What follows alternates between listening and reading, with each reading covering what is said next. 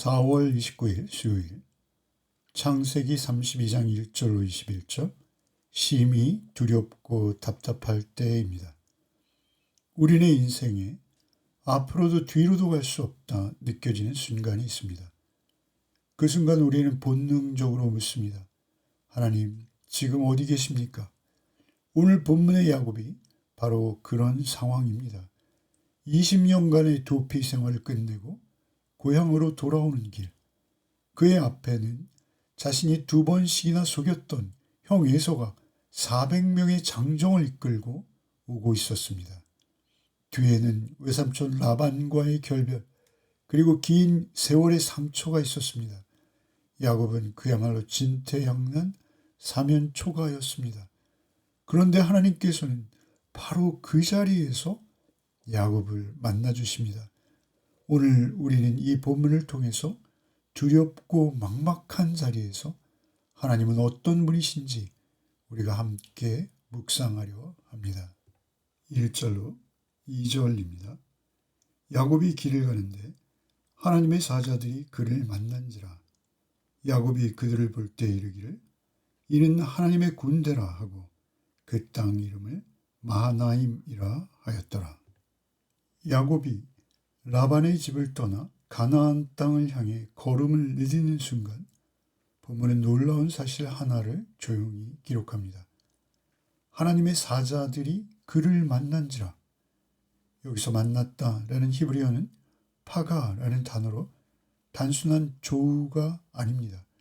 길을 가던 사람이 무언가와 충돌하듯 딱 맞닥뜨리는 것입니다. 하나님께서 먼저 길을 막아서듯 개입하시는 상황을 뜻합니다. 야곱이 하나님을 찾아간 것이 아닙니다. 하나님께서 먼저 야곱에게 찾아오셨습니다. 더 놀라운 것은 사자들이라는 복수입니다. 야곱이 그 상황을 보고 즉시 고백한 것은 이는 하나님의 군대라 였습니다. 그리고 그 장소의 이름을 마하나임, 곧 두 진영이라고 부릅니다. 야곱의 진영과 하나님의 진영으로 두 무리가 군대로 함께 있다는 고백입니다. 그 야곱의 초라한 행렬 곁에 하나님의 군대가 이미 와 계셨습니다.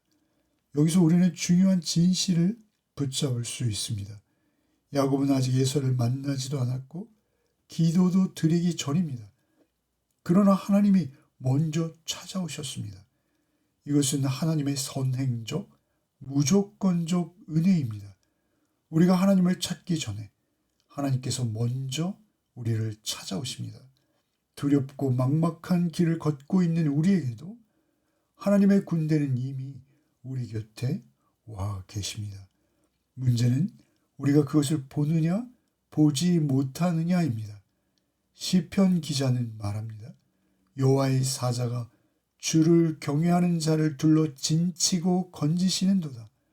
하나님께서는 언제나 우리 곁에 와 계십니다. 3절로 8절입니다. 야곱이 세일 땅 에돔 들에 있는 형 에서에게로 자기보다 앞서 사자들을 보내며 그들에게 명령하여 이르되 너희는 내 주 에서에게 이같이 말하라. 주의 종 야곱이 이같이 말하기를 내가 라반과 함께 거류하며 지금까지 머물러 있었사오며 내게 소와 나귀와 양떼와 노비가 있으므로 사람을 보내어 내 주께 알리고 내 주께 은혜 받기를 원하나이다 하라 하였더니 사자들이 야곱에게 돌아와 이르되 우리가 주인의 형 에서에게 이른즉 그가 400명을 거느리고 주인을 만나려고 오더이다. 야곱이 심히 두렵고 답답하여 자기와 함께한 동행자와 양과 소와 낙타를 두 떼로 나누고 이르되 에서가 와서 한 떼를 치면 남은 한 떼는 피하리라 하고. 야곱은 마하나임을 경험했음에도 불구하고 에서가 400명의 장정과 함께 오고 있다라는 소식을 듣자 다시 깊은 두려움에 빠집니다. 이런 반응은 인간의 실존입니다. 7절에 야곱의 내면이 잘 드러납니다. 야곱이 심히 두렵고 답답하여라 합니다. 여기에 답답하여라는 히브리어는 야차르로서 좁은 틈에 끼인 극도의 압박감을 말합니다. 마하나임을 보았지만 그 두려움은 어쩔 수 없었습니다. 그러나 두려움을 느끼면서도 야곱은 하나님 앞으로 나갑니다. 이것이 믿음입니다. 극도의 두려움을 느꼈지만 두려움에 잠식되지 않습니다. 두려움 안에서도 행동합니다. 기도하며 자기 일행을 두 무리로 나누고 최악의 상황이 되어도 한 무리라도 살아남을 수 있도록 지혜롭게 대비합니다. 그는 두려움을 숨기거나 하지 않습니다. 대책도 없이 두려움에 굴복하지 않습니다. 아니 오히려 하나님 앞으로 나아갑니다. 우리 역시 에서의 400명과 같은 상황을 만날 수 있습니다. 그러나 두려움을 외면하거나 피하면 안 되는 것이죠.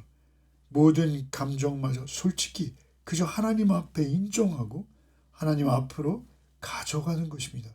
야곱은 그 두려움을 기도로 바꾸고 있습니다. 9절로 12절입니다. 야곱이 또 이르되 내 조부 아브라함의 하나님, 내 아버지 이삭의 하나님 여호와여, 주께서 전에 내게 명하시기를 내 고향 내 족속에게로 돌아가라. 내가 내게 은혜를 베풀리라 하셨나이다. 나는 주께서 주의 종에게 베푸신 모든 은총과 모든 진실하심을 조금도 감당할 수 없사오나 내가 내 지팡이만 가지고 이 요단을 건넜더니 지금은 2때나 이루었나이다. 내가 주께 간구하오니 내 형의 손에서 에서의 손에서 나를 건져내시옵소서. 내가 그를 두려워함은 그가 와서 나와 내 처자들을 칠까 겁이 나기 때문이니이다. 주께서 말씀하시기를 내가 반드시 내게 은혜를 베풀어 내 씨로 바다에 셀 수 없는 모래와 같이 많게 하리라 하셨나이다. 야곱은 무너지지 않고 기도합니다.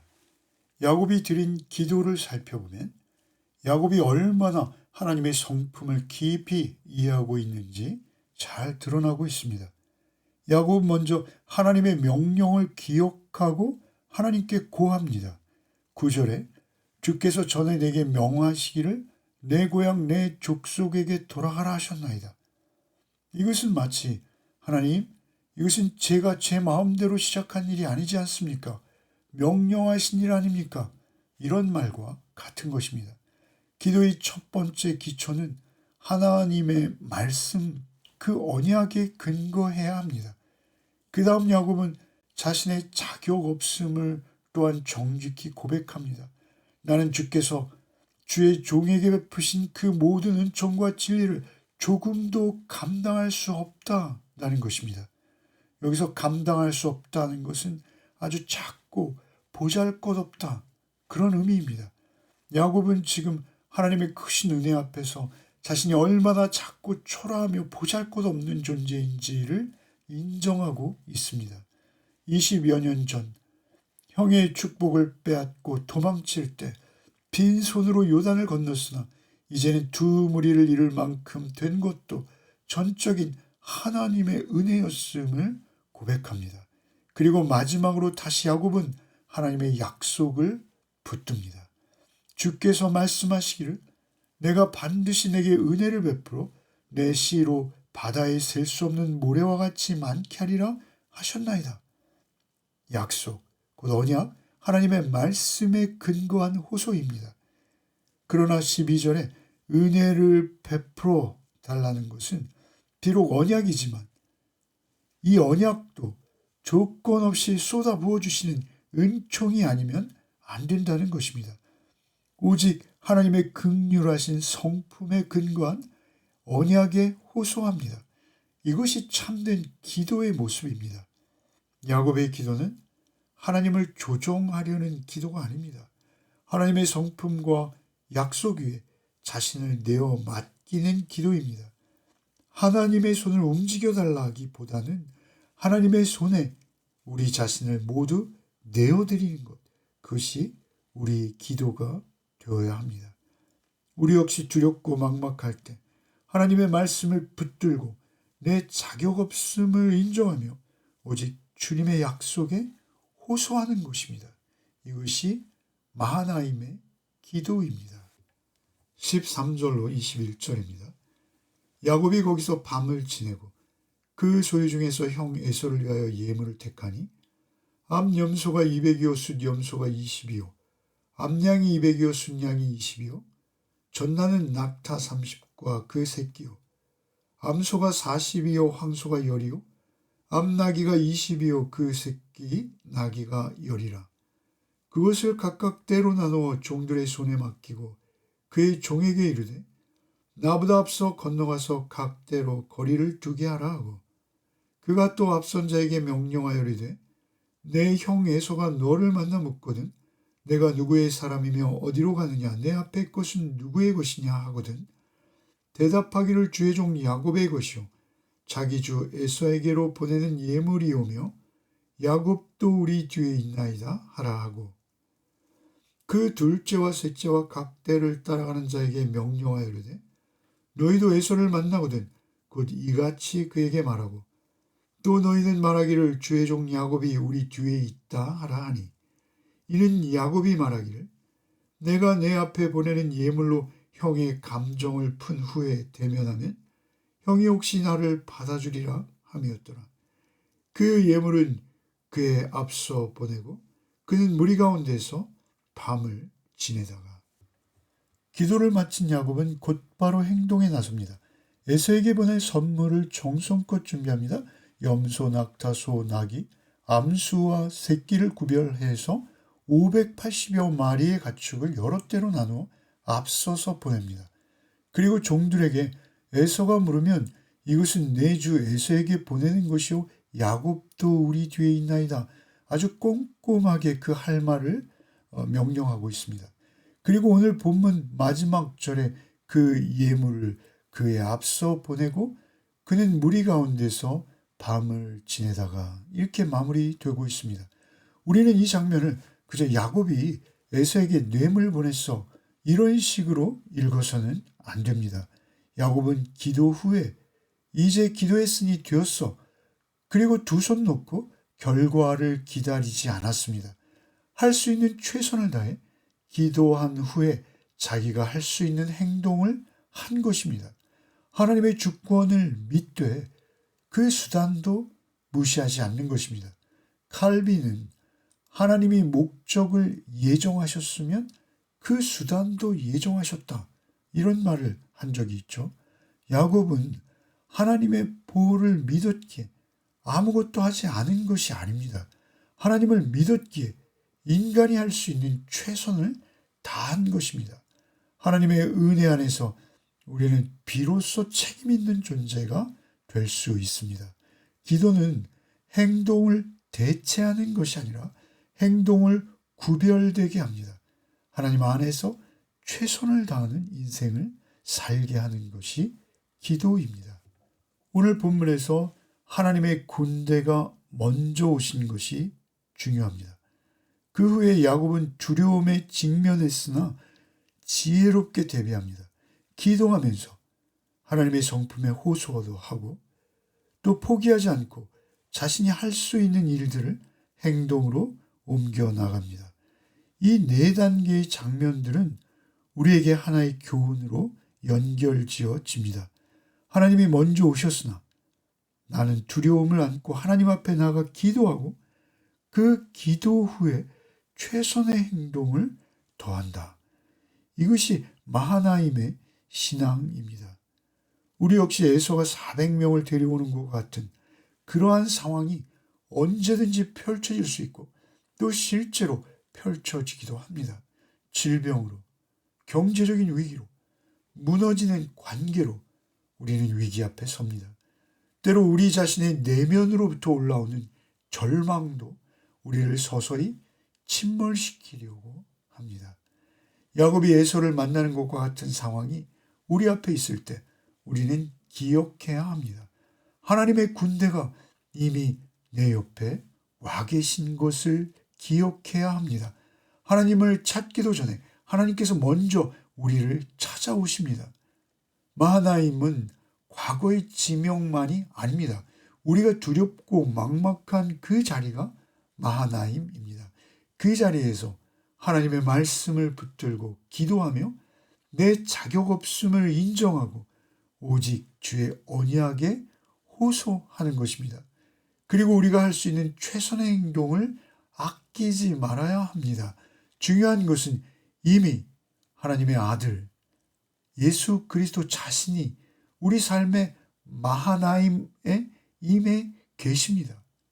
예수님께서 주신 내가 결코 너희를 버리지 아니하고 너희를 떠나지 아니하리라, 이 약속이 바로 마하나임의 성취입니다. 야곱이 경험한 그 두 진영이 무엇입니까? 우리가 예수 안에서 그리스도와 영원한 연합으로 완성되어져 가는 것입니다. 기도하겠습니다. 하나님 아버지, 우리가 두렵고 답답한 그 자리에 있을 때 얼마나 많은지요. 그러나 오늘 마하나임을 통해서 깨닫게 하심에 감사를 드립니다. 하나님의 군대가 우리 곁에 와 계심을 믿습니다. 야곱처럼 주의 말씀 붙들고 우리의 자금을 인정하며 오직 주의 언약에 호소하는 기도로 나아가는 우리가 되게 하여 주시옵소서. 그리고 기도 후에도 우리가 할 수 있는 최선을 다하며 결과는 주의 군대에게 온전히 맡기는 믿음으로 하루하루를 살게 하여 주시옵소서. 예수 그리스도 이름 받들어 기도하옵나이다. 아멘.